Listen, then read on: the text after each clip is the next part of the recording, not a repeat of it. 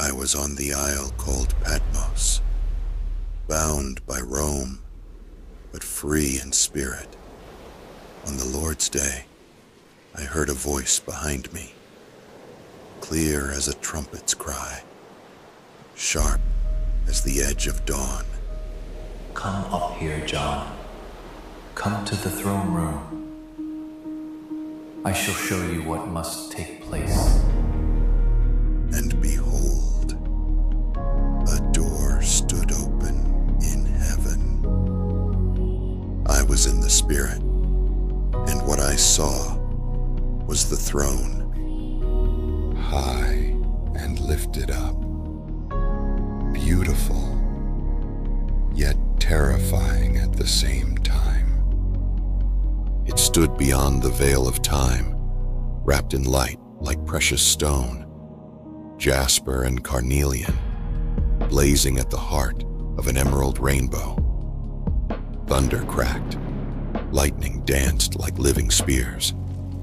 7 torches blazed before the throne, 7 spirits of God, burning but never consumed.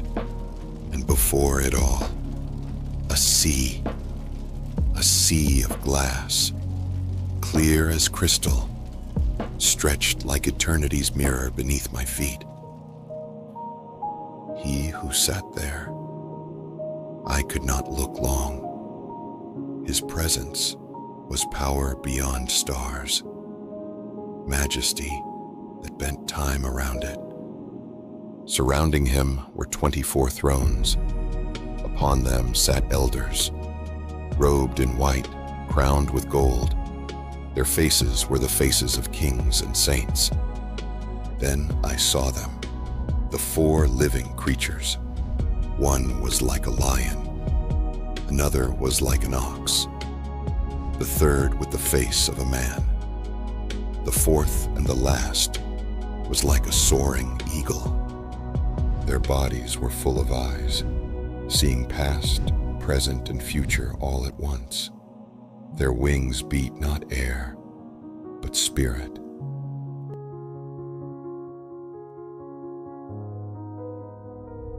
Holy, holy, holy, holy is the Lord God Almighty.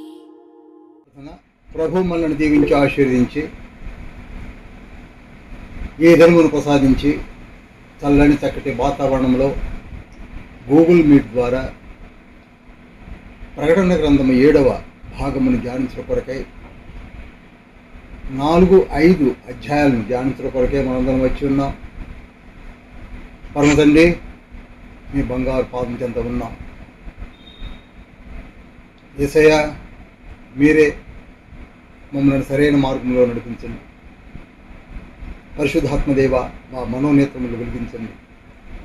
ప్రతి మాటను విని విత్తింప చేయబడి మరలా ఫలించి అనేకులకు వివరించుటకు బోధించుటకు మాకు శక్తి గల ఈ వాక్యములను మీ పాదం చెంత నేర్చుకున్నటకు ఈ ఇచ్చిన సమయంను మీ పాదం చెంత ఉంచి ప్రార్థిస్తున్నాం.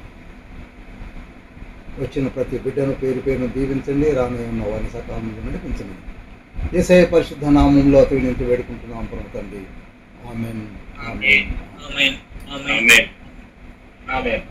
దయచేసి గమనించండి, ఈరోజు మనము లోతైన విషయంలో ధ్యానించబోతున్నాం. 4వ అధ్యాయము 5వ అధ్యాయము తండ్రి నడిపించిన రీతిలో నడవబోతున్నాం కనుక చాలా జాగ్రత్తగా వినండి. మరి ముఖ్యంగా ఈ ప్యానెల్లోనికి వచ్చినటువంటి దైవజనులందరికీ కూడా ప్రవేశనామంలో వందనాలు తెలియజేస్తున్నాను. జాగ్రత్తగా విని ఆస్వాదించి మనమందరము కూడా దేవుని రాజ్యంలో కట్టుట కొరకు ప్రార్థించి ముందుకు సాగాలని యేసుక్రీస్తు ప్రభువు వారి పేరిట వేడుకుంటున్నాను. గడిచిన వారంలో 4వ అధ్యాయాన్ని ప్రకటన గ్రంథంలో ధ్యానించాము. పరిశుద్ధుడైనటువంటి అపోస్తుడైన యోహాను సింహాసనం దగ్గరికి వచ్చాడు. ప్రభువు పిలుపును విని ఆత్మవశుడై సింహాసీనుడై ఉన్న తండ్రి దగ్గరికి వచ్చేశాడు.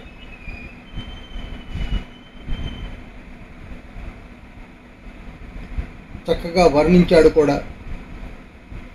సూర్యకాంత పద్మ రాగములను పోలిన వాడై ఉన్నాడని, మరకతము ఓలే ప్రకాశించుతున్న ఇంద్రధనుస్సును తల సింహాసనం పైన చూశానని, 4 జీవులను కూడా చూశానని, 24 పెద్దలను చూశానని, వారి ఎదురుగా ఉన్నటువంటి దీపస్తంభాన్ని కూడా నేను చూశానని, దీపస్తంభం ఎదురుగా స్ఫటిక సముద్రమును కూడా చూశాను. వీటన్నిటిని కూడా ఇనఫ్గా ధ్యానించాం. ఇది నాణెమునకు ఒక పక్క మనం చూసినటువంటి సింహాసన విధమును చూశాం. అసలు ఈ సింహాసనము ఏర్పాటు, అందులో ఉన్న మర్మములను ఈ దినమున మనము రెండవ వైపున అనగా నాణెమునకు ఇంకొక పక్కన ఉన్నటువంటి మర్మమైన విషయాన్ని ఈరోజు ధ్యానించబోతున్నాం. జాగ్రత్తగా వినండి.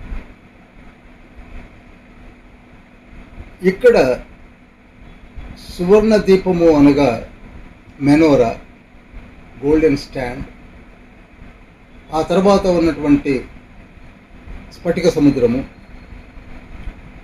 వీటి వివరణను మనము చదివినప్పుడు మనకు అర్థమైంది ఏమిటనగా, ఇవి భూమిపైన దేవుడు మోషేకు అనుగ్రహించిన స్థితి కనపడుతుంది. జాగ్రత్తగా వినండి.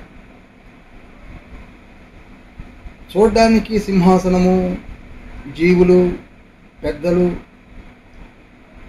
మెనోరా లేక దీపస్తంభము, స్ఫటిక సముద్రములు కనపడుతున్నాయి. వీటి నమూనా ఏదో తండ్రి మోషేకు అనుగ్రహించినట్టుగా మనకు అర్థమవుతుంది. అదేంటో మనం చూద్దాం. హెబ్రీ పత్రిక 8వ అధ్యాయం 5వ వచనంలో మోషే గుడారమును అమర్చబోయినప్పుడు కొండ మీద నీకు చూపిన మాదిరి చొప్పున సమస్తమును చేయుటకు జాగ్రత్త పడుము అని దేవుని చేత హెచ్చరించబడిన ప్రకారము. చూడండి, ఇక్కడ మోషేతో దేవుడు కొండ మీద, సీనాయి కొండ మీద నీకు ఏ విధంగా అయితే నేను చూపిస్తున్నానో ఆ విధంగా నీవు ఒక గుడారమును ఏర్పాటు చేయాలి. ఆ గుడారమును ఏర్పాటు చేసి అందులో సేవ జరిగించాలి అని చెప్పాడు. హెబ్రీ పత్రిక 8వ అధ్యాయం 5వ వచనంలో. ఇదేదో అక్కడ యాక్సిడెంటల్ గాను ఇన్సిడెంటల్ గాను మోషేకి ఇచ్చింది కాదు. ఈ గుడారము పరలోకములో ఉన్న మాదిరి చొప్పున అన్నాడు. అనగా పరలోక సంబంధమైన ఛాయా వస్తువులు నేను నీకు ఇస్తున్నాను, వాటిని నువ్వు ఏర్పరిచి వాటిలో సేవ చేయించే పనులు నీవు జాగ్రత్త తీసుకోవాలని చెప్పాడు.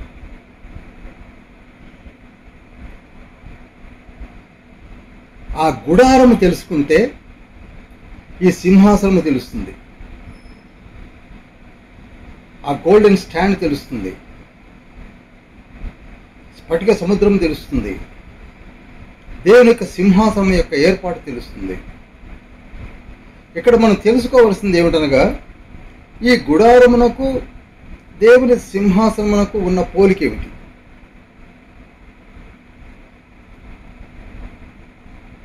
అర్థమైంది అనుకుంటున్నాను అందరికీ. హెబ్రీ పత్రిక 4వ అధ్యాయం 16వ వచనం ఒకసారి ఎవరైనా చదువుతారా?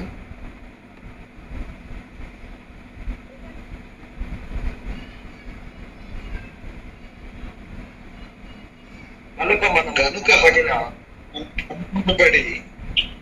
సమయోచితమైన సహాయం కొరకు కృప పొందినట్లు ధైర్యముతో కృపాసనమునొద్దకు చేరుదము. ఇక్కడ ఒక కృపాసనము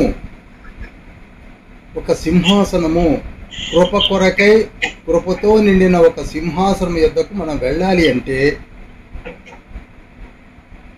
అక్కడికి వెళ్ళాలి అని హెబ్రీ పత్రికలు చూపించాడు. దాన్నే కృపాసనం అన్నాడు.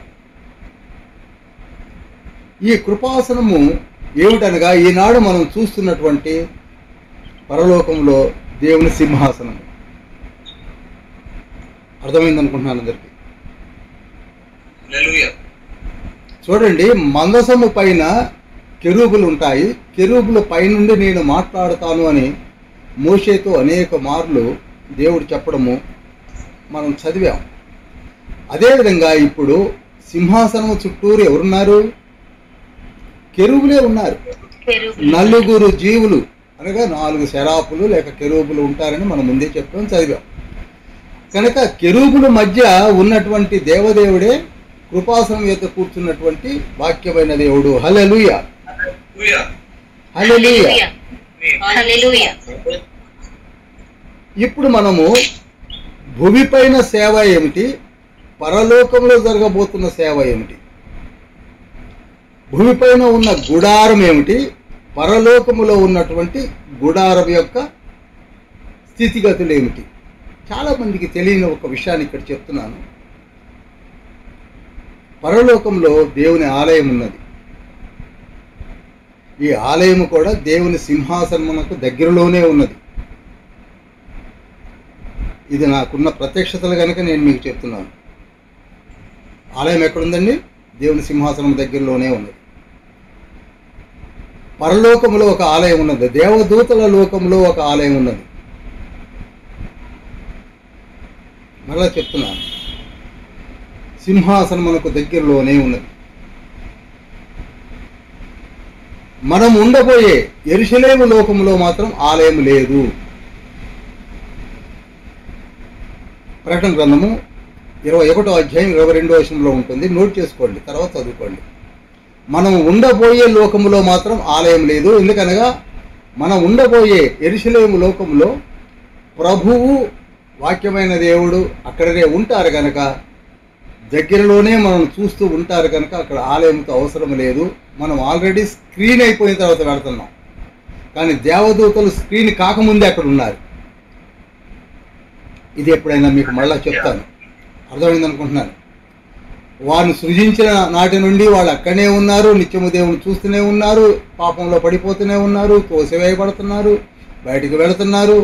విలపిస్తున్నారు, దుఃఖిస్తున్నారు. బయట ఉన్నవారు, లోనున్నవారు సందిగ్ధంలో ఉంటున్నారు. కానీ మనది అలా కాదు. మనం భూలోకంలో స్క్రీన్ చేయబడ్డాం. పరిశుద్ధులుగా, విశ్వాసులుగా స్టాంపు పడ్డాకనే మనం ఉండబోవు యెరూషలేము లోకంలోనికి వెళుతున్నాము కనుక ఇక్కడ వేరే దేవాలయంతో అవసరం లేదు. దేవుడే మనకి ఆలయముగా మన కళ్ళ ఎదురుగా ఉంటాడని ప్రకటన గ్రంథం 21వ అధ్యాయం 22వ వచనంలో ఉన్నది కనుక ఇప్పుడు ఆలయం ఎక్కడ అవసరమై ఉన్నది అనుకుంటున్నారు? దేవదూతల లోకంలో ఆలయం ఆవశ్యకత ఉన్నది కనుక ఏర్పరిచాడు. పరలోకంలో ఆలయం ఉన్నది. నోట్ చేసుకోండి. ప్రకటన గ్రంథము 15వ అధ్యాయం 5వ వచనంలో ఉంటుంది. ప్రకటన గ్రంథం 5వ అధ్యాయం 15వ వచనంలో ఉంటుంది. ఒకసారి చదవండి. అటు తర్వాత నేను చూడగా సాక్ష్యపు గుడార సంబంధమైన ఆలయం పరలోకమందు తెరవబడెను. చూశారా? ఏదైతే మోషేకి చూపించి అలాగే చేయమని చెప్పాడో దేవుడు, అటువంటి ఆలయం ఇప్పుడు పరలోకంలో ఉన్నదని మనకి రికార్డ్ చేస్తున్నాడు, చెప్తున్నాడు. ఎవరు? అపోస్తలుడైన యోహాను. ప్రకటన గ్రంథం 14వ అధ్యాయం 15వ వచనం కూడా చదవండి.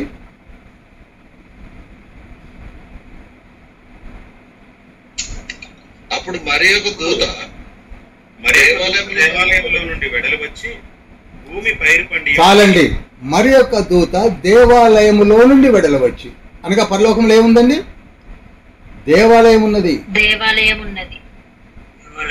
దేవాలయం ఉన్నది. మీరు దేవాలయం ఉన్నదంటానికి నోట్ చేసుకోవాల్సిన రెఫరెన్స్లు చెప్తున్నాను. అదేవిధంగా ప్రకటన గ్రంథం 14వ అధ్యాయం 17వ వచనం కూడా నోట్ చేయండి. 14-17 కూడా.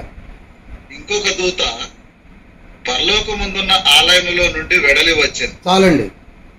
ఆలయంలో నుంచి దూతలు బయటకు వస్తున్నారు. ప్రకటన గ్రంథం 11వ అధ్యాయం 19వ వచనం కూడా చూడండి.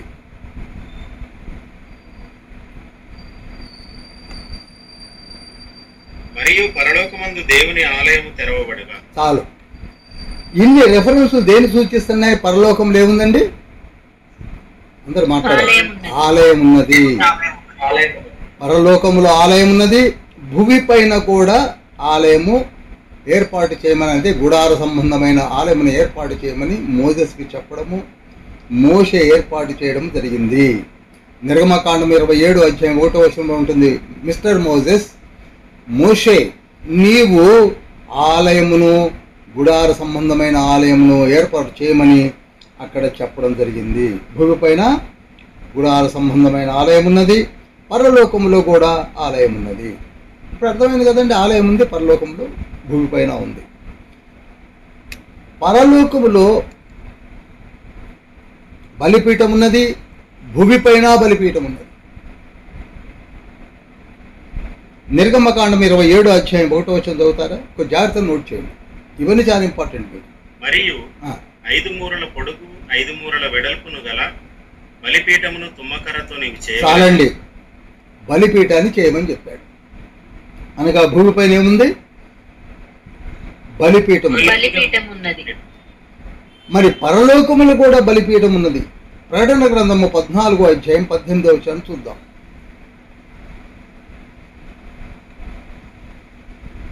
మరి ఒక దూత బలిపీఠం నుండి వెడల వచ్చెను. చాలండి, కనుక పరలోకములు ఏముంది?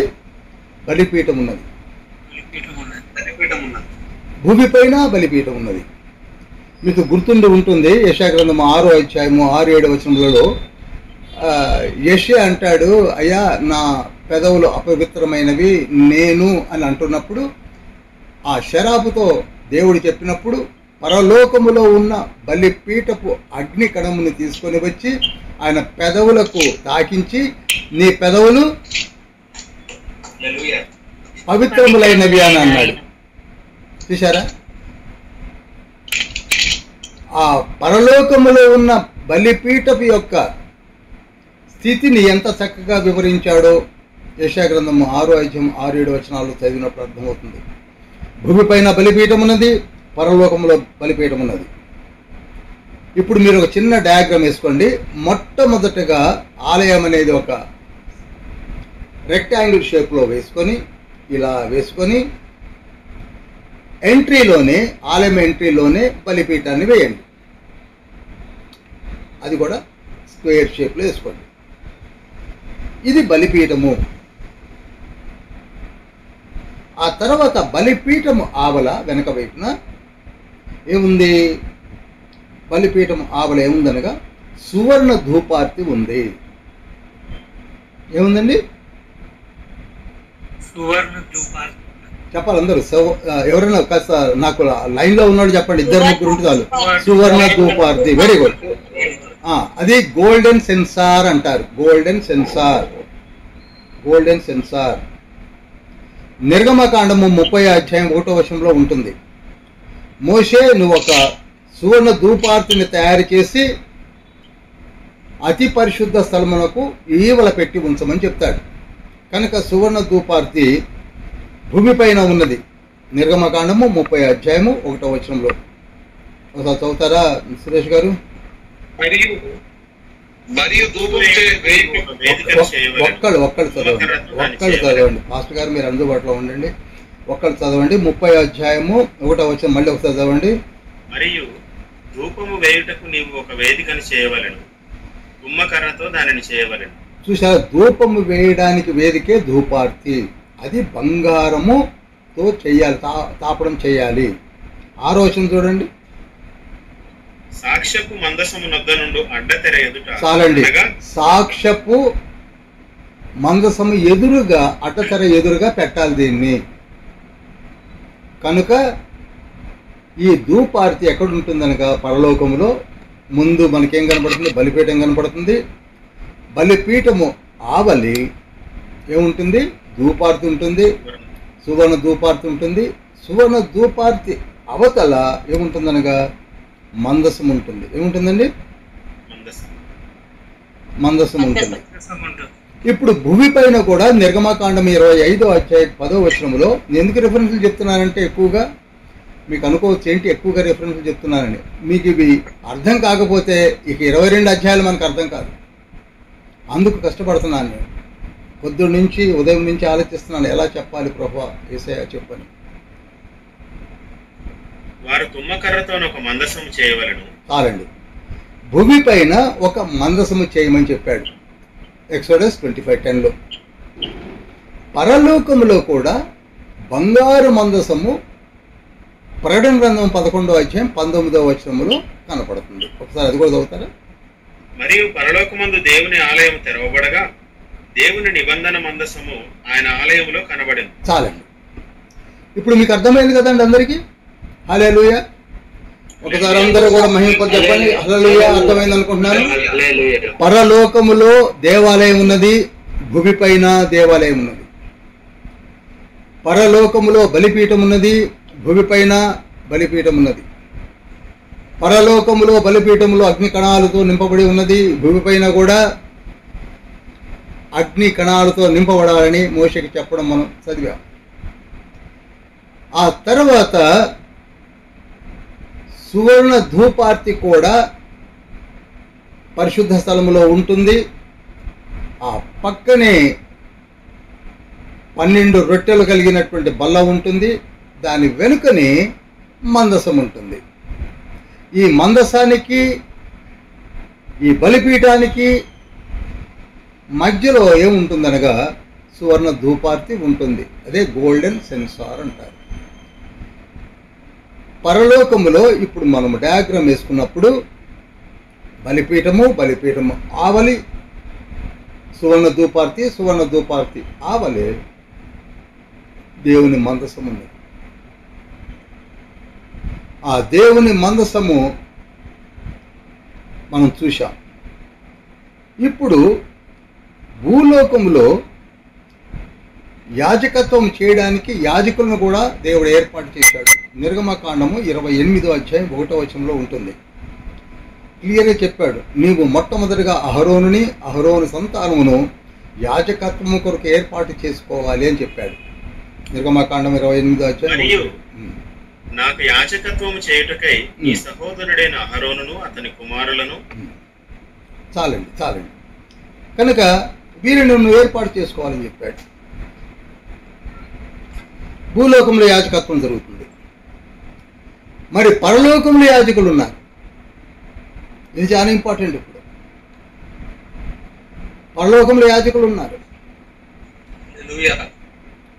ఇంతవరకు మనం 22 అధ్యాయాలు ఎన్నో మార్లు చదివినప్పటికీ అక్కడ యాజకులు ఉన్నారన్న సంగతిని తెలుసుకోవడం ఎంత మర్మంగా ఉందో మనం తెలుసుకోవడానికి కొన్ని కీస్ ఇస్తున్నాడు తండ్రి. ప్రతి మర్మానికి కొన్ని కీస్ని తండ్రి అనుగ్రహిస్తున్నాడు. ఆ కీస్తో మనం ఓపెన్ చేయగలుగుతున్నాం. అక్కడ పరలోకంలో 7 యాజకులు ఉన్నారు. ఎంతమంది అండి?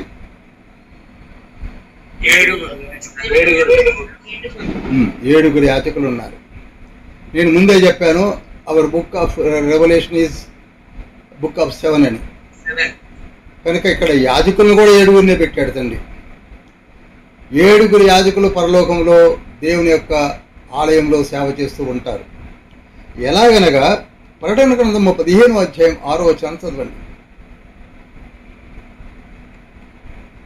7 తెగుళ్ళు చేత పట్టుకుని ఉన్న ఆ 7 దూతలు నిర్మలమును ప్రకాశమానమునైన రాతిని ధరించుకొని రొమ్ముల మీద బంగారు దట్టీలు కట్టుకుని వారే ఆ ఆలయంలో నుండి వెలుపలికి వచ్చిరి. ఆగండి, చప్పట్లు కొడదాం. ఈ 7 పరలోకంలో ఉన్నటువంటి దూతలు రొమ్మున దట్టీలు కట్టుకొని ఉన్నారు. బంగారు దట్టీలు కట్టుకొని ఉన్నారంటే అర్థం ఏమిటో నేను మీకు ప్రకటన గ్రంథం 1వ అధ్యాయం 13వ వచనంలోనే చెప్పాను. యేసయ్య ఎదపైన కూడా బంగారు దట్టి ఉన్నది. అర్థమవుతుంది అనుకుంటున్నారు అందరికీ? హల్లెలూయా. ఇక్కడ వీరు కూడా ఎదర రొమ్మున దట్టీలు కట్టుకున్నారనగా ఊరీము తుమీములను ధరించి ఉన్నారు. ఊరీము తుమీము అనగా దట్టీలు కట్టుకొని ఆ దట్టీల పైన పేర్లు ఉంటాయి. ఇక్కడ ఈ యాజకుల ఎదురు రొమ్ము పైన ఉన్నటువంటి ఆ దట్టీల పైన ఎవరి పేర్లు ఉంటాయి? దూతల పేర్లు ఉంటాయి. చెప్పండి, ఎవరి పేర్లు ఉంటాయి? దూతల పేర్లు ఉంటాయి.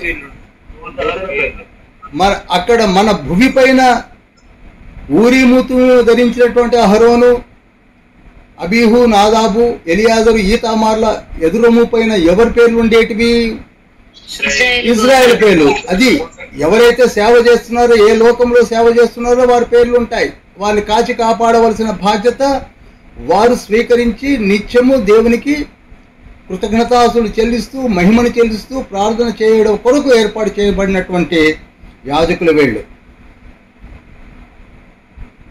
అక్కడనే ఇంకా మా లేఖనం కంటిన్యూ అవుతే ఏమనుంటుందంటే, ఆ పాత్రలు కుమ్మరించు వరకు ఎవరునూ లోనికి వెళ్ళలేకపోయేవి అని ఉంటుంది.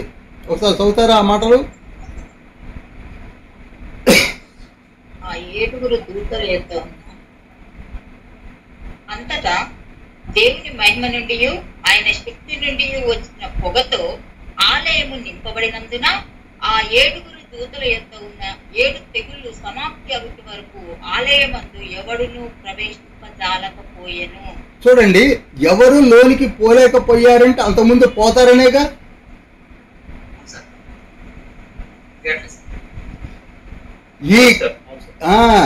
ఈ కోపం అనే పాత్రల కుమ్మరింపు ఇప్పుడు వచ్చింది కనుక ఎవరు లోపలికి పోకుండా ఆలయం నిండా దేవుని మహిమ చేత నింపబడి ఉన్నది కనుక ఎవరు లోనికి పోలేకపోయారు. అంతకు ముందు ఈ పాత్రల కుమ్మరింపు లేనప్పుడు ఆలయం నిండా కూడా కిట కిట కిట కిట ఎవరుంటారు? దూతలు వచ్చి దేవుని ఆరాధిస్తూ ఉంటారు, స్తుతిస్తూ ఉంటారు. ఇది దేవుని యొక్క ఆలయం యొక్క ఏర్పాటు. అర్థమైన వాళ్ళు ఒకసారి మహిమను చెల్లించండి. హాఫ్ మినిట్ టైం ఇస్తున్నాను. హల్లెలూయా, హల్లెలూయా.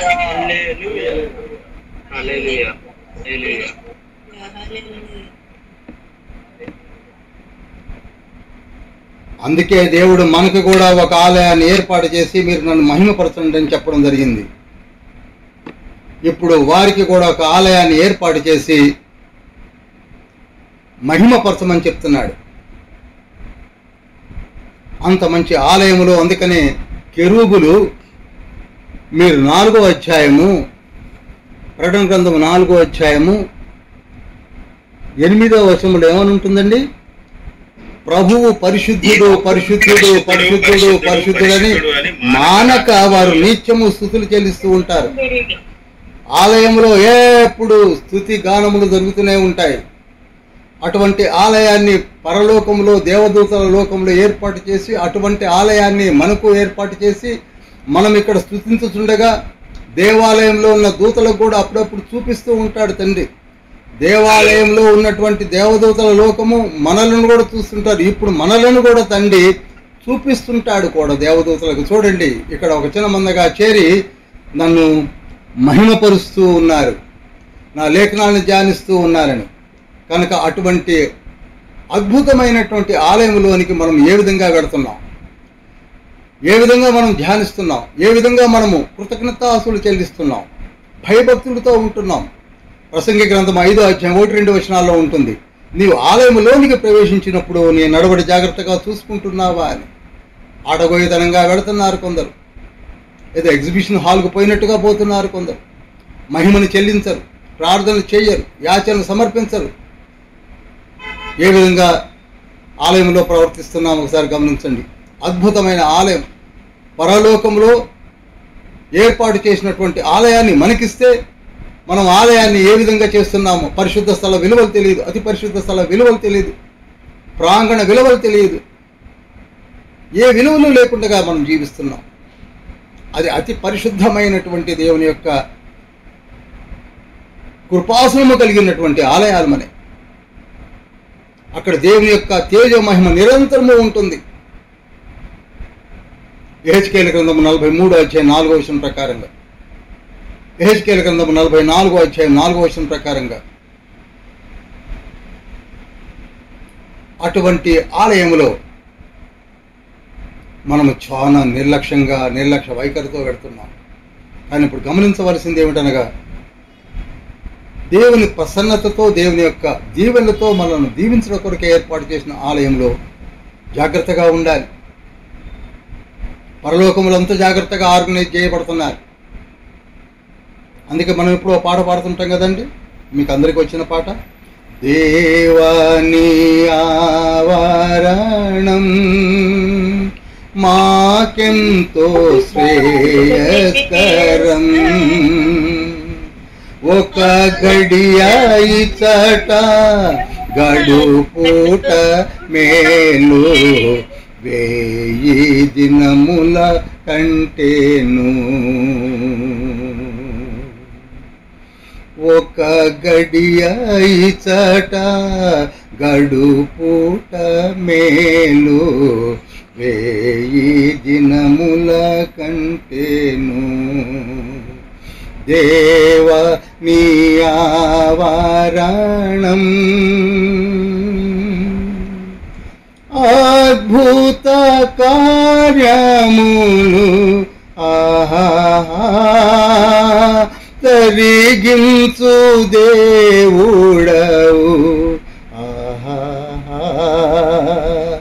అద్భుత కార్యములు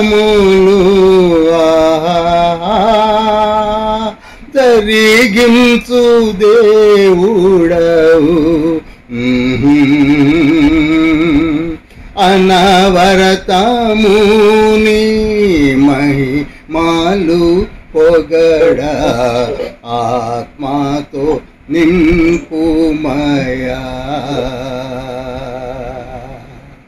ఆత్మ సత్యంబులతో ఆరాధించగా మనసుతో, అల్ఫా ఓమేగాయో ఆత్మరూపుడవు, ఆనందించగా నా మదిలో. దేవాని ఆవరణం మాకెంతో శ్రేయస్కరం, ఒక గడియాయి చట గడుపుట మేలు, 1000 దినముల కంటేను. దేవాని ఆలయము.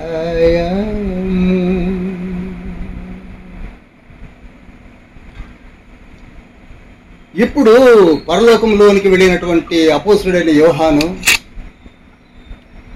దేవుని సింహాసనాన్ని చూశాడు. సింహాసనం యొద్ద ఉన్నటువంటి అన్ని ప్రాంతములను చక్కగా చూసి రికార్డ్ చేశాడు. ఆ తర్వాత దేవాలయాన్ని చూశాడు. దేవాలయంలో ఉన్నటువంటి వస్తువులను కూడా రికార్డ్ చేశాడు. ఇప్పుడు మీకు కొన్ని విషయాలు కొంచెం అడ్వాన్స్గా వెళ్ళి చెప్తాను చూడండి. ఈ అపోస్తుడైన యోహానును తీసుకొని సమస్తమును చూపించడానికి ప్రయత్నం చేసింది ఎవరు అనుకుంటున్నారు? ఈ యాజకులే.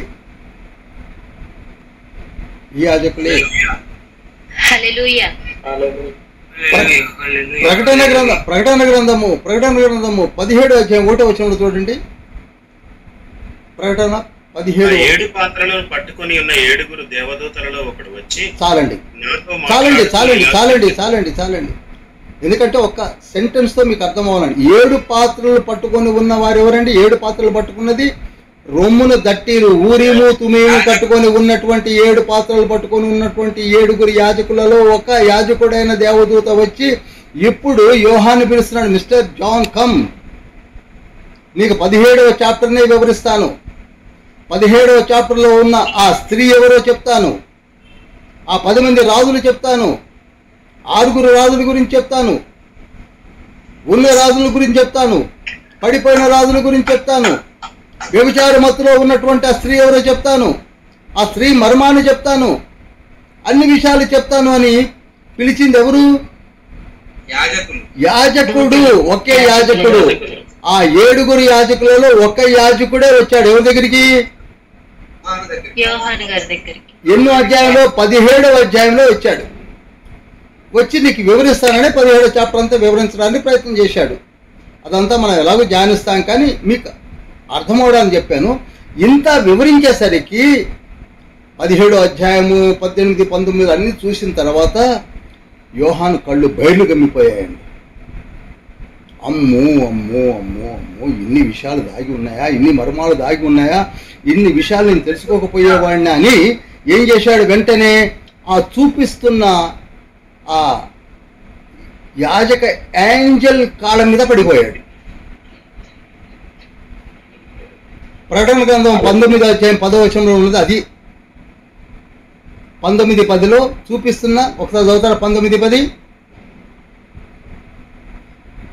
అందుకు నేను అతనికి నమస్కారం చేయుటకే అతని పాదముల ఎదుట సాగిలపడగా. చాలండి ఇక చాలండి, చాలా షార్ట్ చేద్దాం. వద్దు, నేను కూడా నీలాంటి దాసుడిని. నువ్వు ఇంక అపోస్తుడివి, నేను ఇక్కడ యాజకుడిని. తండ్రి చెప్పింది చేయడమే నా పని. నువ్వు నాకు మొక్కవలసిన అవసరం లేదు. I'm just Angel. నువ్వు అపోస్తుడివి అని అక్కడ రెఫ్యూజ్ చేస్తున్నాడు. చూశారా? 19వ అధ్యాయం 10వ వచనంలో కాళ్ళు మొక్కవద్దని చెప్పింది ఎవరండి? ఇప్పుడు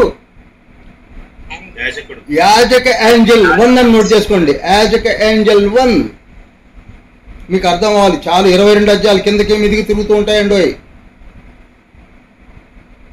వద్దని నివారిస్తున్నాడు. Don't touch my feet.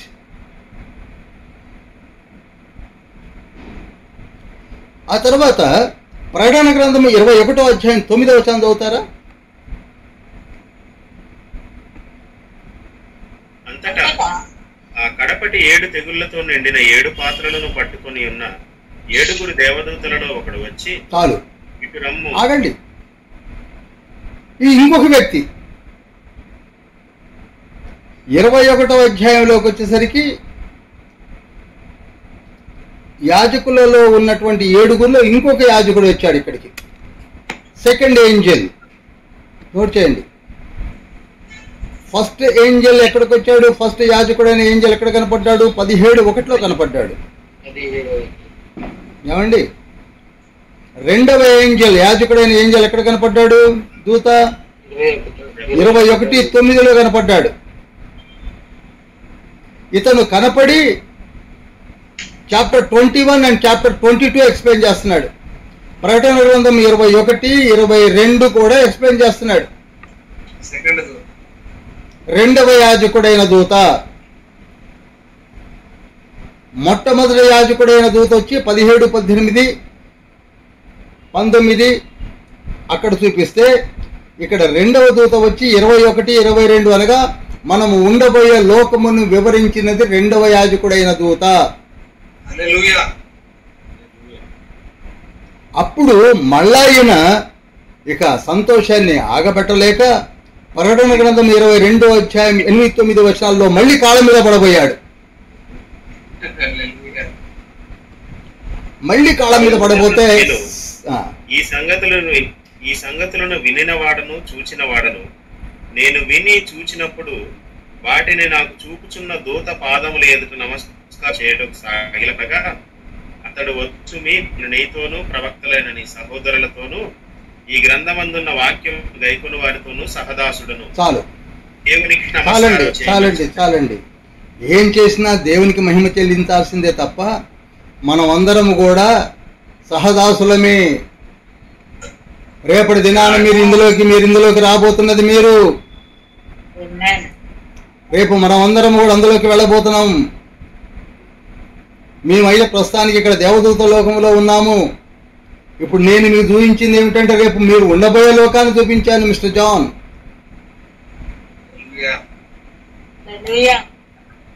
ఎంత గొప్ప ఆధిక్యత చూడండి. మనము ఎక్స్ట్రాడినరీ పర్సన్ అనేక మార్లు చెప్పింది ఎందుకనగా మనము మామూలు వ్యక్తులము కాదు. దేవుడు మనల్ని పిలిచి నొసటను ముద్ర వేసి అమూల్యమైన రక్తం చేత కడిగి మనము మరణించిన తర్వాత పరలోక రాజ్యములో నిత్యత్వములో న్యూ జెరూసలేం లోకంలో ఉంచుట కొరకు ఏర్పాటు చేసినటువంటి ఆ ఏర్పాటుని ఇక్కడ ఈయన చూస్తున్నాడు. ఇప్పుడు చూశాడు. ఏంజల్ 2 యాజకుడైన ఏంజల్ 2 చూపించాడు, ఏంజల్ 1 చూపించాడు. మీకు తర్వాత హోంవర్క్ ఇస్తాను. ఈయన చాలా మంది ఏంజల్స్తో ఇంటరాక్ట్ అవుతాడు, జీవులతో మాట్లాడతాడు, రకరకాలైన శబ్దాలు వింటాడు, రకరకాలైన స్వరాలు వింటాడు, రకరకాలైనటువంటి ఇన్సిడెంట్స్ని రకరకాలుగా చూస్తుంటాడు. ఇవన్నీ మనం ధ్యానించబోతున్నాం. మచ్చుకు మీకు చూపించాను.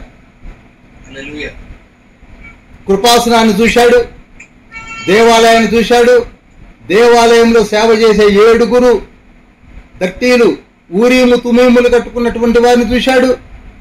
చూసి వారు చూపించినటువంటి విషయాలను కూడా తెలుసుకుంటూనే ఉన్నాడు. ఇది 4వ అధ్యాయము మరి ఒక వైపున మనము తెలుసుకున్నటువంటి విషయాలు. హల్లెలూయా, హల్లెలూయా. ఒక హాఫ్ మినిట్ టైం ఇస్తున్నాను, ప్రభువుని మహింపరుద్దాం. హల్లెలూయా, అందరూ మహింపరుద్దామండి. దగ్గరగా 60+ పర్సన్స్ ఉన్నారు. అందరం కూడా హాఫ్ మినిట్ ప్రభువుని మహింపరుద్దాం. ఎందుకంటే ఇంత గొప్ప ఆధిక్యతను మనకి తండ్రి ఇచ్చాడు, ఇంత గొప్ప ఆధిక్యత. పరలోకాన్ని మనం చూసాం, పరలోకంలో సింహాసనాన్ని చూసాం, పరలోకంలో కృపాసనాన్ని చూసాం, పరలోకంలో ఇంద్రధనుస్సును చూసాం, పరలోకంలో జీవుడు చూసాం, పరలోకంలో పెద్దలు చూసాం, పరలోకంలో గోల్డెన్ మెనోరాను చూసాం, పరలోకంలో స్ఫటిక సముద్రాన్ని చూసాం, పరలోకంలో దేవాలయాన్ని చూసాం, పరలోకంలో బలిపీఠాన్ని చూసాం, పరలోకంలో మందసాన్ని చూసాం, పరలోకంలో సువర్ణ ధూపార్తిని చూసాం, పరలోకంలో సేవ చేస్తున్న యాజకులను కూడా చూసాం. హల్లెలూయా, హల్లెలూయా, హల్లెలూయా, హల్లెలూయా, హల్లెలూయా. అలనాడు యోహాను చూశాడు, అలనాడు యోహాను చూశాడు. ఇప్పుడు మనం చూస్తున్నాం, ఇప్పుడు మనం చూస్తున్నాం, మనం చూస్తున్నాం, మనం చూస్తున్నాం. మనం 4వ అధ్యాయంలో యోహానుతో పాటు మనం కూడా పరలోకంలో ఉన్నాము. Hallelujah. Thank you Jesus, thank you Jesus, thank you Jesus. దయచేసి అందరు మ్యూట్లోకి వెళ్ళండి, నేను వాక్యంలోనికి వెళ్తున్నాను. ఇప్పుడు ప్రకటన గ్రంథం 5వ అధ్యాయం 1వ వచనం చదువుదాం. 5వ అధ్యాయంలోకి వస్తున్నాం. మరియు లోపటను వెలుపటను వ్రాత కలిగి 7 ముద్రలు గట్టిగా వేసి ఉన్న యొక్క గ్రంథము సింహాసనం నందు ఆసీనుడై ఉండు వారి కుడి చేత చుట్టూచింది. చాలండి, మరియు చాలండి, చాలండి. ఇక్కడ సింహాసనం దగ్గరకు వచ్చాడు. 4వ అధ్యాయంలోనే వచ్చాడు. ఇప్పుడు సింహాసీనుడైనటువంటి దేవుని యొక్క దరిదాపులలో నిలబడి ఉన్నాడు. సింహాసనములో సింహాసీనుడైన వాణిని అనగా దేవుని కుడి చేత ఏమున్నదట? గ్రంథాన్ని చూశాడు. ఇక్కడ ఆగుదాం. ఇంతవరకే ఇక్కడ ఎక్స్ప్లెనేషన్ ఇచ్చాడు పరిశుద్ధుడైనటువంటి యోహాను. దీనిని దానియేలు, అందుకే మనము మొట్టమొదటిగానే మన క్రూ మెంబర్స్ పెట్టింది ఏమిటనగా దానియేలు గ్రంథాన్ని, జకరియా గ్రంథాన్ని, హెబ్రీ గ్రంథాన్ని, దాదాపు హెజ్కేల్ గ్రంథాన్ని ఇవి చదవమని చెప్పడానికి గల కారణం ఏమిటనగా ఇప్పుడు అర్థమవుతుంది. ఇప్పుడు దానియేలు గ్రంథం 7వ అధ్యాయం 9వ వచనాన్ని చూసినప్పుడు 5:1కి 7:9కి ఉన్నటువంటి రిలేషన్షిప్ను మనం ధ్యానించబోతున్నాం. ఇంకా సింహాసనములను నేనే చదువుతానండి. ఇంకా సింహాసనములను వేయట చూచితిని, మహావృద్ధుడు ఒకడు కూర్చొని ఉండేను. చూసారు, ఇక్కడ మహావృద్ధుడు అన్నాడు. ఈ మాట ప్రకటన 5:1లో రాయలేదు, కానీ ఇక్కడ మహావృద్ధుడు ఒకడు కూర్చొని ఉండెను. ఆయన వస్త్రము మహిమవలే ధవళముగాను, ఆయన తల వెంట్రుకలు శుద్ధమైన గొర్రు బెచ్చబలుగాను తెల్లగాను ఉండెను. ఆయన సింహాసనము జ్వాలల వలె, అగ్ని జ్వాలల వలె మండుచుండెను. దాని చక్రములు అగ్ని వలె ఉండెను. చూసారా, ఈ గెటప్ చూస్తుంటే మనకి యేసాయి గెటప్ కనపట్లా? ప్రకటన గ్రంథం 1వ అధ్యాయం 13, 14, 15, 16 వచనాలు కనపట్లా? సేమ్ గెటప్లో దానియేలు 7వ అధ్యాయము 9వ వచనంలో మహావృద్ధుడైన దేవుని చూశాను అన్నాడు. ఆ దేవుడే ఇప్పుడు ఇక్కడ 5వ అధ్యాయం 1వ వచనంలో కనపడుతున్నాడు. ఆయనే వాక్యమైన దేవుడు.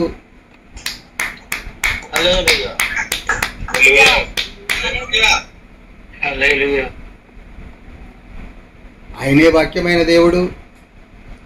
ఇప్పుడు కొంచెం మనం ముందుకెళ్ళినప్పుడు అక్కడ గొర్రెపిల్లను, కొదమసింహమును, యూదా గోత్రపు కొదమసింహమును కూడా నిలిచి ఉండట సూచితననే మాట మనకు కనపడద్ది. కానీ ఇక్కడ చూడండి, దానియేలు గ్రంథం 7వ అధ్యాయము 13, 14 వచనాలు కూడా చదువుతున్నాను చూడండి. నేను చదువుతాను చూడండి. 7, 13, 14. రాత్రి కలిగిన దర్శనములను నేనింకా చూచుచుండగా ఆకాశ మేఘారుడై మనుష్య కుమారుడు పోలిన, జాగ్రత్త చూడండి, మనుష్య కుమారుడు పోలిన అనగా యేసయ్యే దానియేలు రికార్డ్ చేస్తున్నాడు. నేను ఇంకా దర్శనాలు చూస్తున్నాను.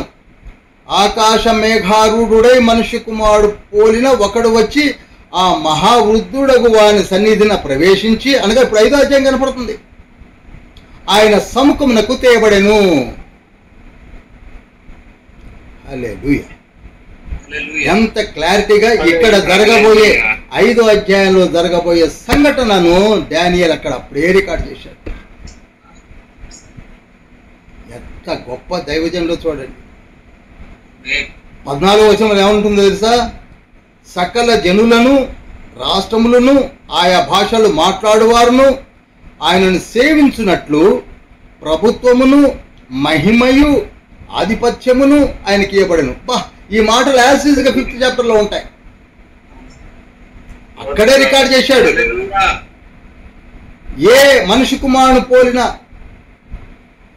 ఒక వ్యక్తి వస్తున్నాడో ఆయన ఎవరో కదట, ఆయనను అందరూ సేవించినట్లు ఆయన ప్రభుత్వము, ఆయన మహిమ, ఆయన ఆధిపత్యము మొత్తం ఆయనకి ఇవ్వబడింది.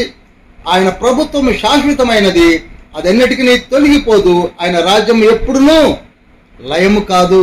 Who is he? He is none other than Lord Jesus. Hallelujah, hallelujah, hallelujah. దానియేలు గ్రంథం 7వ అధ్యాయం 9వ వచనంలో కనపడినటువంటి ఆ మహావృద్ధుడేమో వాక్యమైన దేవుడైతే 13, 14 వచనాల్లో కనపడింది ఎవరనగా ఆ తండ్రి కుడి పార్శ్వమున వచ్చి నిలబడినటువంటి మనిషి కుమారుడైన యూదా గోత్రపు కొదమసింహము, గొర్రెపిల్ల, గొర్రెపిల్ల, గొర్రెపిల్ల. Praise the Lord. ఇప్పుడు మనము 5వ అధ్యాయము 1, 2, 3 వచనాలు చదివినప్పుడు టూకీగా చెప్తాను, ఎక్కువ సమయం తీసుకోకుండా. ఈ మహావృద్ధుడైనటువంటి వాక్యమైన దేవుని యొక్క చేతిలో ఒక గ్రంథం ఉన్నది. ఆ గ్రంథము వెలుపల లోపల వ్రాయబడి ఉన్నది. ఆ గ్రంథమును విప్పుటకు ఎవరును అధికారము కలిగిన వారు లేరని ఒక బలిష్ఠుడైనటువంటి ఒక దూత అనౌన్స్ చేస్తున్నాడు. ఏమైనా అనౌన్స్ చేస్తున్నాడు చూడండి 2వ వచనంలో.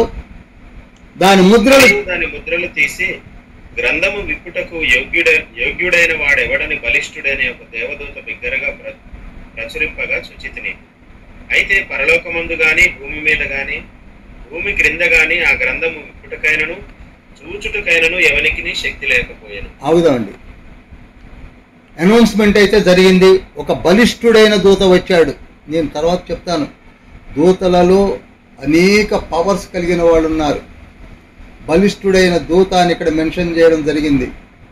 ప్రకటన గ్రంథము 18వ అధ్యాయం 1, 2 వచనాల్లో ఒక దూత భూమి మీద నిలబడితే ఆ భూమి మొత్తం ప్రకాశించిందని ఉంటుంది.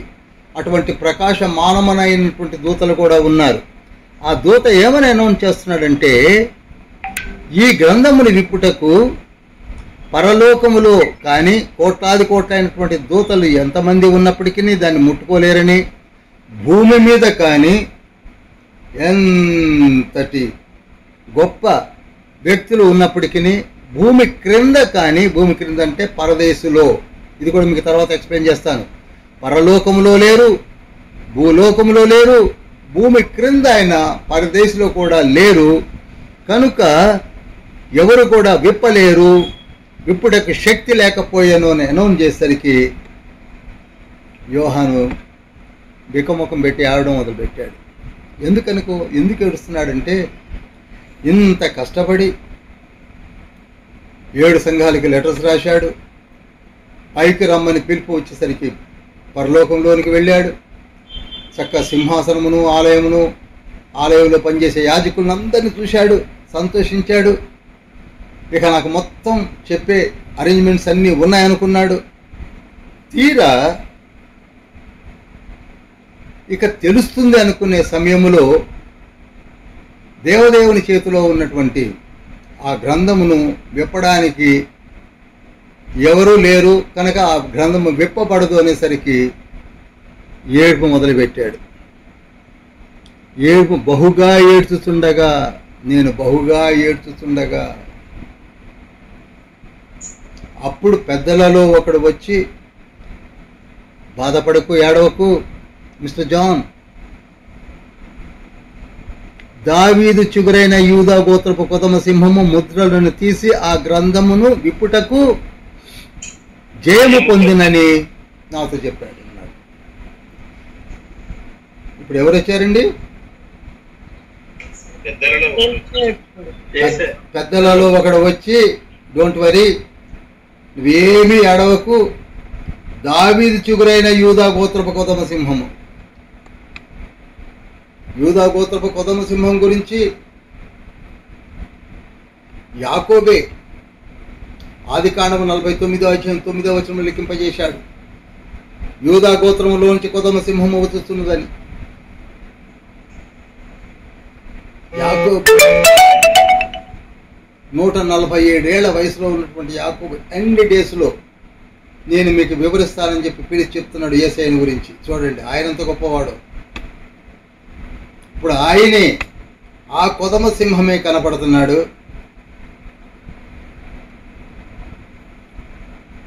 ఆ పక్కనే చూడండి, 5వ వచనం 6వ వచనం చదివితే, ఆ యూదా గోత్రపు కొదమ సింహము 7 ముద్రలను తీసి ఆ గ్రంథమును విప్పుటకై జయం పొందిన నాతో చెప్పెను. మరియు సింహాసనముకును ఆ 4 జీవులకును పెద్దలకును మధ్యన వధింపబడి ఉన్నటువంటి గొర్రె పిల్ల నిలిచి ఉండుట చూచితిని అన్నాడు.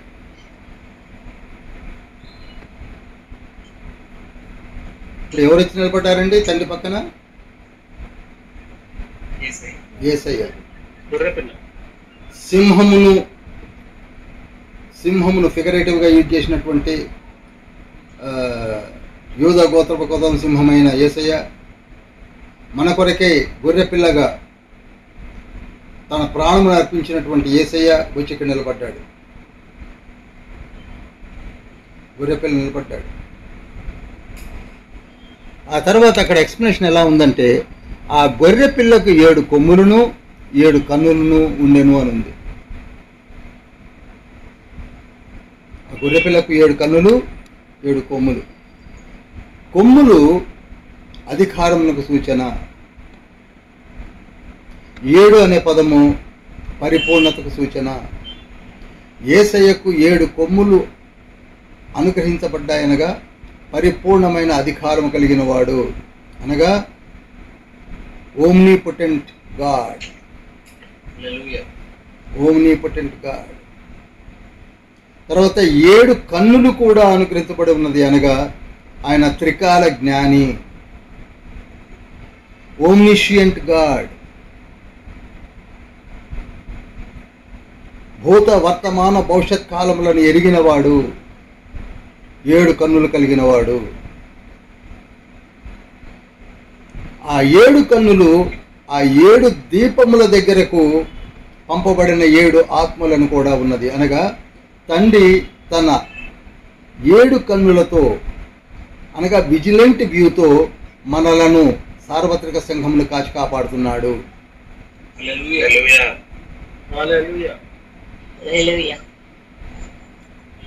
ఏ తండ్రి అయితే ఇప్పుడు తండ్రి కుడి పార్శ్వమున నిలబడి ఉన్నాడు యేసుక్రీస్తు ప్రభువారు, ఆయన ఆ గ్రంథాన్ని విప్పడం అనేది కాస్త పక్కకు ఉంచితే, ఆయన 7 కొమ్ములు దేని సాదృశ్యం అనగా he's empowered like omnipotent God.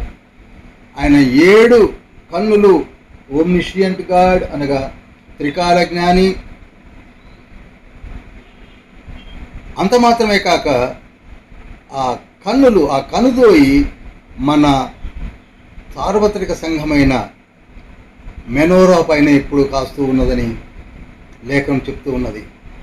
జకర్యా గ్రంథము 3వ అధ్యాయం 9వ వచనములో అక్కడ కూడా చక్కగా లిఖించబడి ఉన్నది. తర్వాత నోట్ చేసుకొని చదవండి. ఆ రాతికి 7 కన్నులు కలవు అని. తర్వాత చదవండి. హల్లెలూయా, హల్లెలూయా. ఆ కన్నులు భూమి అందంతటికి పంపబడిన దేవుని 7 ఆత్మలు, అనగా పరిశుద్ధాత్మ పరిపూర్ణమైనటువంటి విజిలెంట్ వ్యూతో మనలను కాచి కాపాడుతాము. తండ్రి ఏర్పాటు చేశాడు, యేసయ్య ఏర్పాటు చేశాడు. హల్లెలూయా. ఈనాడు మనమందరము కూడా మారు మనసు పొంది నిజంగా బాప్తిస్మం తీసుకున్నవారు 40 సంవత్సరాలు, 30 సంవత్సరాలు, 50 సంవత్సరాలు, 20 సంవత్సరాల నుంచి పాపంలో పడకుండా ఎలా జీవిస్తున్నాం అనుకుంటున్నారు? మన క్రియలు కావు, మన గొప్పదనము కాదు. మనలను కాచి కాపాడి పాపంలో పడకుండా ఆత్మతండ్రి కాపాడుతున్నాడు. 2 తిమోతి పత్రిక 1వ అధ్యాయం 12-13 వచనాల్లో ఉంటుంది. He himself taking much care about us. ఆయనే మనల్ని సిద్ధపరుస్తున్నాడు. ఆయనే, యేసయ్యే తన ఆత్మ ద్వారా, ఆత్మను పంపించి, 1 యోహాను పత్రిక 5వ అధ్యాయం 10వ వచనంలో కూడా ఉంటుంది, మనల్ని అన్ని విధములుగా పరిపూర్ణతలోనికి నడిపించి కాచి కాపాడేది యేసయ్యే. ఎందుకనగా తన ఆత్మనే మనకు అనుగ్రహించాడు. అందుకే మనం ఈనాడు ఇంత చక్కగా గూగుల్ మీట్లో తెలుసుకోగలుగుతున్నాం. దయచేసి గమనించండి.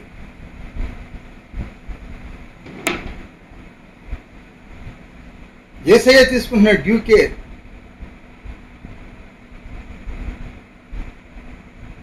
అటువంటి కృప కలిగిన మనము ఎంత జాగ్రత్తగా ఉండాలో చూడండి.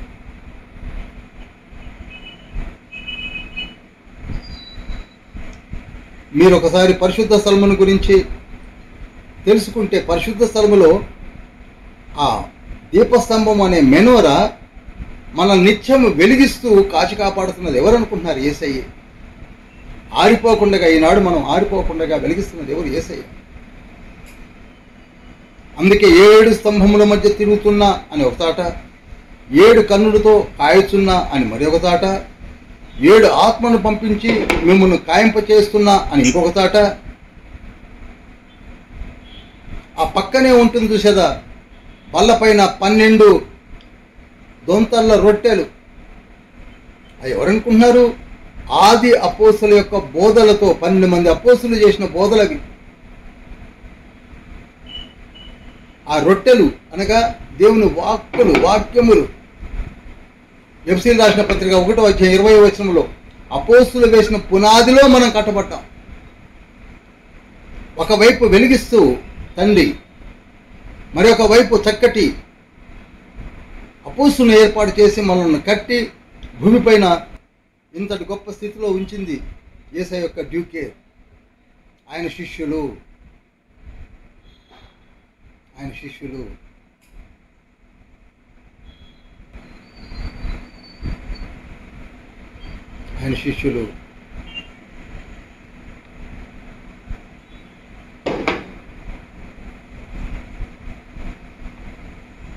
కనుక మనము ఎంతగా ప్రభువుని మహిమపరుస్తూ ముందుకు సాగాలో యేసయ్య కనపరిచినటువంటి ఔదార్యమును బట్టి మనం తెలుసుకుంటున్నాం. ఇప్పుడు ఒకవైపు సంతోషం కలిగింది యోహానికి. ఎందుకనగా యేసయ్య వచ్చేశాడు, ఆ ముద్రను విప్పేస్తాడు, తెలుసుకుంటామని సంతోషం కలిగింది. అప్పుడు వీళ్ళు ఏమని చెప్తున్నారు చూడండి. 5వ అధ్యాయం 8వ వచనం నుంచి 14వ వచనం వరకు నేనే చదువుతాను చూడండి. 5వ అధ్యాయము 8 నుంచి 14 వచనాలు. ఇప్పుడు తండ్రి చేతిలో ఉన్నటువంటి గ్రంథాన్ని తీసుకున్నాడు.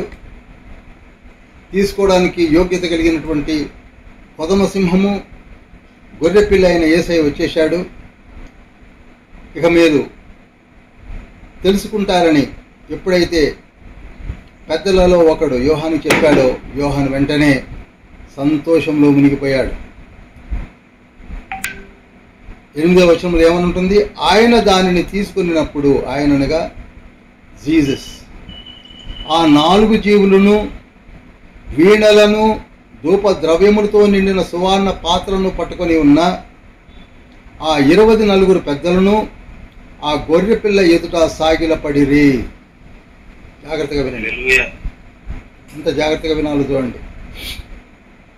యేసయ్య వాక్యమైన దేవుని చేతిలో నుండి ఎప్పుడైతే ఆ గ్రంథాన్ని తీసుకున్నాడో వీణలు ధరించి ఉన్నారు ఈ 24 పెద్దలు. ఏం ధరించి ఉన్నారండి?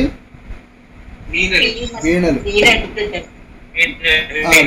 వీణలు అనగా స్ట్రింగ్ ఇన్స్ట్రుమెంట్స్ అంటాం. ఈ రోజులలో అసలు వాయిద్యాలు వాయించకూడదనే కొన్ని సంఘాలు వచ్చాయి పాపం. వాళ్ళు తెలుసుకోవడానికి నేను మాట వాడాను. పరలోకములోనే వీణలు ధరించి ఉన్నారు. చూడండి, 24 పెద్దల మెడలో ఏమున్నాయండి? వీణలు ఉన్నాయి. ఆ తర్వాత సువర్ణ పాత్రలను కూడా పట్టుకొని ఉన్నారు. ఆ 24 పెద్దలు ఆ గొర్రె పిల్ల ఎదుట అనగా యేసయ్య ఎదుట సాగిలపడ్డారు. చూశారా? మనమేమో ఇక్కడ ఆ యేసయ్య ఏదో మిఖాయేలని, ఆయన అసలు దేవుడు కాదండి, ఆయన మనిషి అండి, ఆయన ఇంకేదోనండి అని చెప్పుకుంటున్నాం. 24 పెద్దలు ఆలోచన సభ గొర్రెపిల్ల ఎదుట సాగిలపడి ఉండుట చూశాడు. ఆ పాత్రలలో వస్తున్నటువంటి ఆ పొగ ఏమిటనగా పరిశుద్ధుల ప్రార్థనలు. ఈ పాత్రలు పరిశుద్ధుల ప్రార్థనలు. వారు పట్టుకున్న పరిశుద్ధుల ప్రార్థనలు పట్టుకొని వచ్చారు. ఎవరండి? 24 పెద్దలు. చూడండి, మనమేమో 24 పెద్దల్ని గోత్రకర్తలని ఏవేవో చెప్పుకుంటున్నాం. ఆలోచించండి, వాళ్ళు ప్రార్థనలు పట్టుకొని వచ్చారు. అనగా మన ప్రార్థనలన్నీ ఎక్కడికి వెళ్తున్నాయి ప్రియులారా? 60+ వింటున్నాం మనమందరం. మన ప్రార్థనలన్నీ కూడా పరలోకంలో రికార్డ్ అవుతున్నాయి. మనం అనుకుంటున్నాం, అమ్మా నా ప్రార్థన పరలోకానికి పోద్దా, నా ప్రార్థన దేవుడు వింటాడా, నా ప్రార్థన యేసయ్య వింటాడా? వింటాడు. నీ ప్రార్థన నా ప్రార్థన వింటానికే ఈ సెటప్ అంతా చేసి పెట్టాడు. అక్కడ యాజకుల్ని పెట్టాడు, అక్కడ 24 పెద్దల్ని పెట్టాడు. కంప్లీట్ సెటప్ అంతా మన కొరకే. చూడండి, ఆ ప్రార్థనలు రికార్డు చేసిన ప్రార్థనలు పట్టుకొని వచ్చారు వాళ్ళు. ఈ పాత్రలు పరిశుద్ధుల ప్రార్థనలు అని ఉంది చూడండి.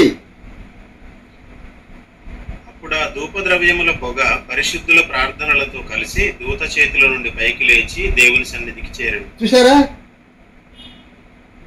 అప్పుడు అంటున్నారు ఆ పెద్దలు, నీవు ఆ గ్రంథమును తీసుకొని దాని ముద్రను విప్పుటకు యోగ్యుడవు, నీవు వధింపబడిన వాడవై నీ రక్తమిచ్చి ప్రతి వంశములోను ఆయా భాషలు మాట్లాడు వారిలోను ప్రతి ప్రజలోను ప్రతి జనములోను దేవుని కొరకు మనుషులను కొని నీ రక్తంతో కొన్నావు. నువ్వు మనల్ని రక్తంతో కొన్నాడు.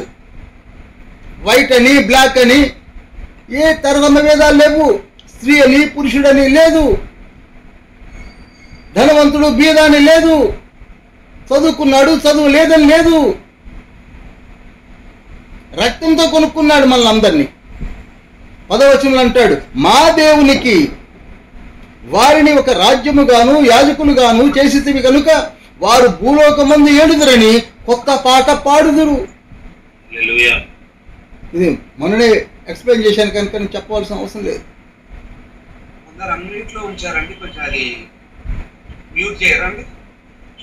11వ వచనం, మరియు నేను చూడగా సింహాసనమును జీవులను పెద్దలను ఆవరించి ఉన్న అనేక దూతల స్వరము వినపడేను. ఇక్కడికి సింహాసనము చుట్టూ ఉన్నటువంటి అనేక దూతల స్వరం వినపడుతుందట. వారి లెక్క కోట్ల కొలదిగా ఉండెను. విన్నారండి? హలో, ఒకళ్ళిద్దరు మాట్లాడుతూ ఉండండి దయచేసి. వినయ్, కొందరు వింటా ఉండండి, కొందరు మాట్లాడుతుండండి. అనేక దూతలు, కోట్ల కొలది దూతలు వచ్చేసారు ఇప్పుడు. ఎందుకనగా ఇక్కడ నిలబడ్డది ఎవరు?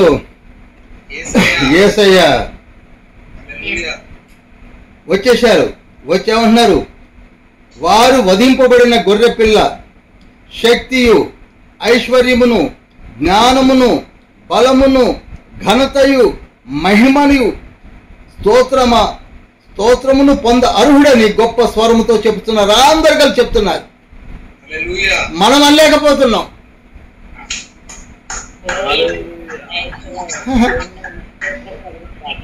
దేవదూతల లోకములో ఉన్నటువంటి జీవులు, ఆలోచన సభ, గవర్నమెంట్ దర్బారు, మార్నింగ్ స్టార్స్, సెరాపులు, కెరూబులు అందరూ వచ్చి ఏమంటున్నారండి?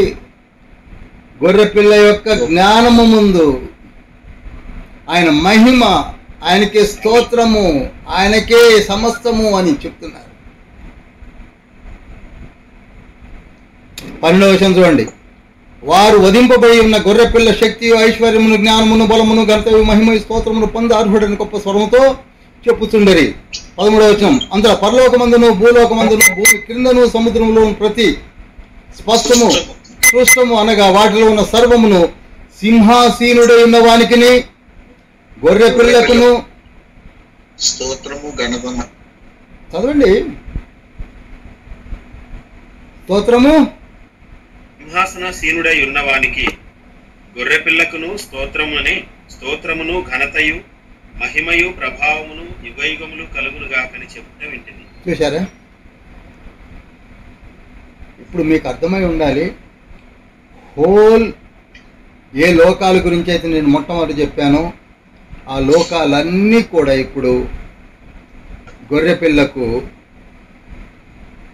స్తోత్రములు, స్తుతులు చెల్లిస్తున్నారు. ఒకసారి చప్పట్లు కొట్టి మహిమపడుద్దాం అంతే. పరలోకమందును, భూలోకమందును, భూమి క్రిందను ఎక్కడైనా సరే అందరూ కూడా యేసుక్రీస్తు ప్రభు వారికి స్తోత్రములు చెల్లిస్తున్నారు. మనలోనే ఇంకా ఆలోచిస్తూ డిబేట్లు పెట్టుకుంటున్నారు కొందరు. పాపం చెప్పండి అందరికి. ఇంకా ఆలోచిస్తూ డిబేట్లు పెట్టుకుంటున్నారు. పరలోకమంతానేమో యేసయ్యను మహిమపరుస్తున్నారు, స్తోత్రములు చెల్లిస్తున్నారు. మన దగ్గరేమో డిబేట్లు పెట్టుకుంటున్నారు. ఇప్పుడు ఇక్కడ గమనించవలసింది ఏమిటంటే,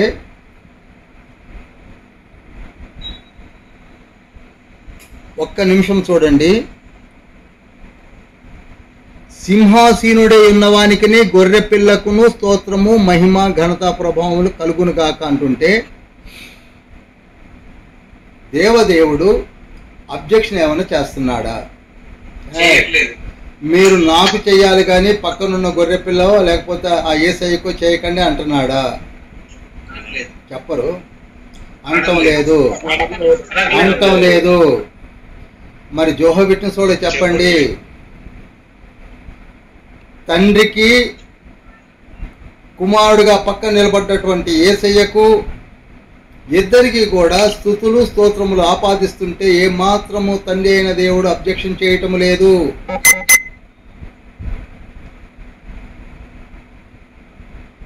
అబ్జెక్షన్ చేయటం లేదు.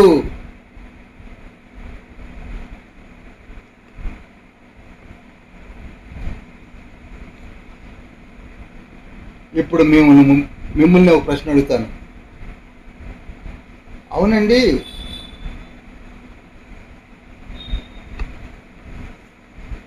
వాక్యమైన దేవుడు ఆ పక్కనే ఉన్నటువంటి యేసయ్య ఎందుకు ఇంకా సపరేట్గా కనపడుతున్నారు?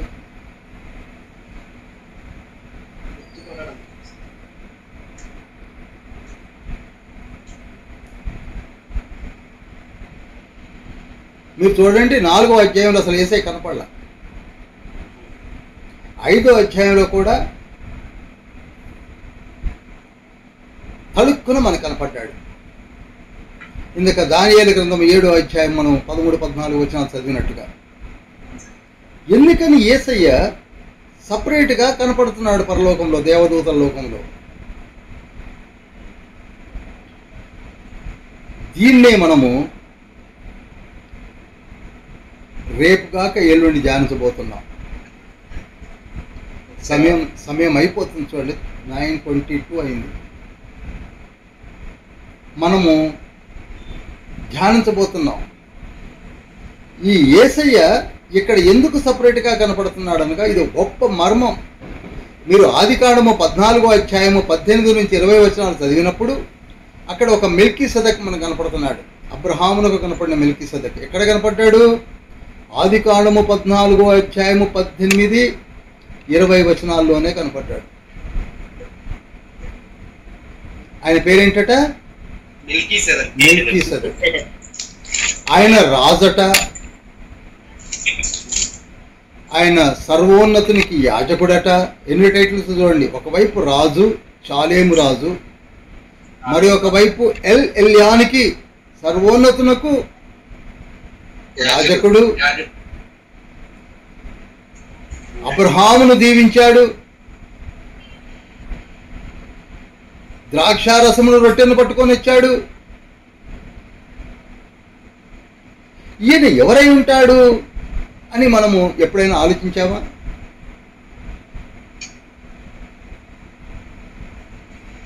క్రీస్తు పూర్వము 2500 సంవత్సరాలప్పుడే కనపడ్డాడు.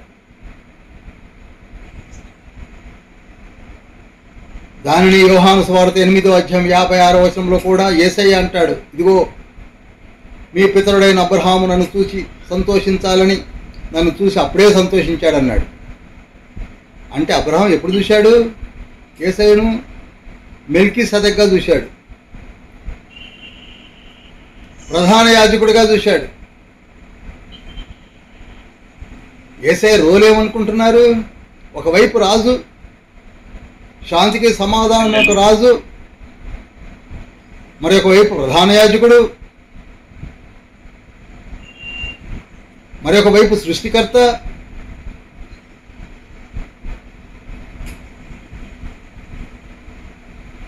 మరి ఒకవైపు ఆల్ఫా ఒమేగా.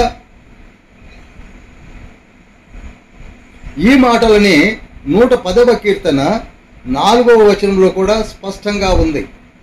ఏమని? నీవు చదువుతారు ఒకసారి 4వ వచనం 114. మెల్కీసెదెకు క్రమము చొప్పున నీవు నిరంతరము యాజకుడివై ఉందువని యెహోవా ప్రమాణం చేసి ఉన్నాడు. చూశారా? మెల్కీసెదెకు క్రమము చొప్పున నిరంతరము యాజకుడివై ఉంటావని ప్రమాణం చేశాడట. ఈ మెల్కీసెదెకు ఎవరనగా, ఇది మర్మమైన మాట. 1వ వచనం చదివితే అర్థమవుతుంది. ప్రభువు నా ప్రభువుతో సెలవిచ్చిన వాక్కు. ఆగుదాం. ఇక్కడ ఇద్దరు ప్రభువులు కనపడుతున్నారు. ఒక ప్రభువు ఇంకొక ప్రభువుతో మాట్లాడిన మాటలు ఇవి. ఒక ప్రభువేమో దేవదేవుడైనటువంటి ఇప్పుడు మన వాక్యమైన దేవుడైతే, ఇంకొక ప్రభువేమో మెల్కీసెదెక్గా కనపడినటువంటి యేసయ్య. చప్పటి కొడదామా? హల్లెలూయా. హల్లెలూయా. హల్లెలూయా. 5వ అధ్యాయంలో గొర్రెపిల్లగా కనపడింది ఎవరో కాదు, మెల్కీసెదెకే. 5వ అధ్యాయంలో సింహంగా, కొదమ సింహంగా కనపడింది ఎవరో కాదు, మెల్కీసెదెకే. దానియేలు గ్రంథం 7వ అధ్యాయం 13-14 వచనాల్లో కనపడింది ఎవరో కాదు, మెల్కీసెదెకే. అబ్రహామునకు కనపడింది ఎవరో కాదు, మెల్కీసెదెకే. ఇందుకే ఆయన ఎవరంటే ప్రభు అట.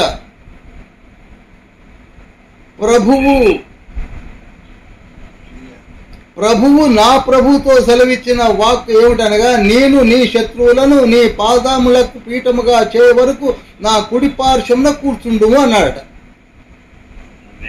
అసలు ఎందుకు యేసయ్య పక్కనే జాగ్రత్త వినండి, ఎందుకు యేసయ్య పక్కనే ఉండాలంటే, ఎవరో శత్రువులు ఉన్నారట.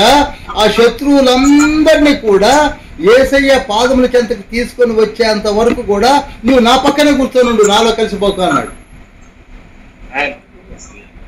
అర్థమైందండి? అర్థమైందా?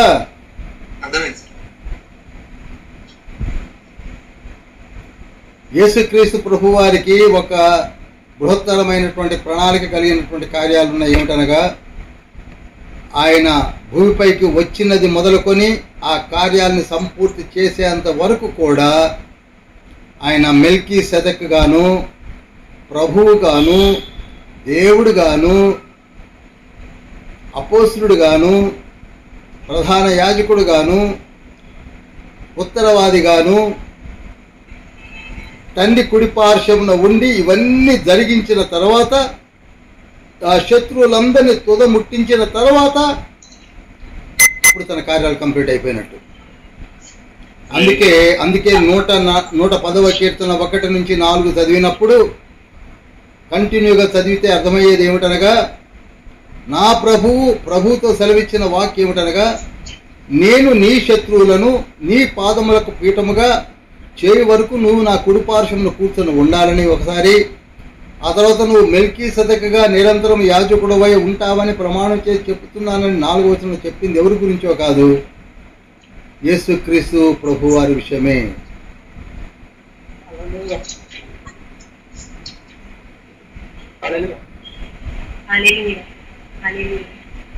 అనగా ఇప్పుడు ఏం చేయాలి యేసయ్య?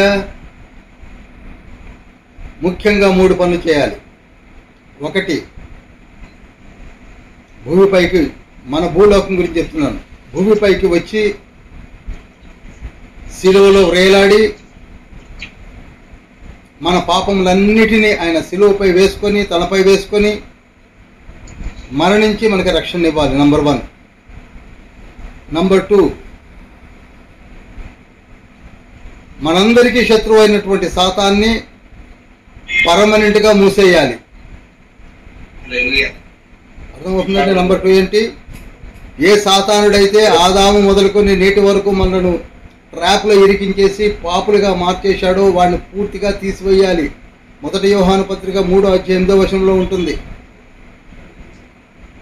3వది, మానవులకు అనుగ్రహించబడిన మరణమును కూడా పూర్తిగా తీసివేయాలి. 3 విషయాలు చెప్తున్నాను. 1, శిలువ యజ్ఞము ద్వారా పాపములను క్షమించబడుట. 2వది, మన శత్రువు అయినటువంటి సాతాను పూర్తిగా మూసివేయాలి, తీసివేయాలి. 3వది, మానవులకు అనుగ్రహించబడిన మరణాన్ని పూర్తిగా తీసేయాలి. అంతవరకు యేసయ్య వాక్యమైన దేవుని పక్కనే ఉండాలి. హల్లెలూయా. ఇంకా వివరణగా వచ్చే రోజు అనగా రేపు కాక ఎల్లుండి యేసయ్య ఏ విధంగా వీటిని చేయగలుగుతానికి వచ్చాడో చెప్పి ఇంకా ముందుకు సాగుదాం. కళ్ళు మూసుకొని ప్రార్థన చేసుకుందాం. 2 చేతులు పైకెత్తండి, ప్రార్థన చేసుకుందాం. మన మనోనేత్రాలు తండ్రి వైపు, యేసయ్య వైపు లగ్నముగా చేసి పరలోకము వైపు చూస్తూ,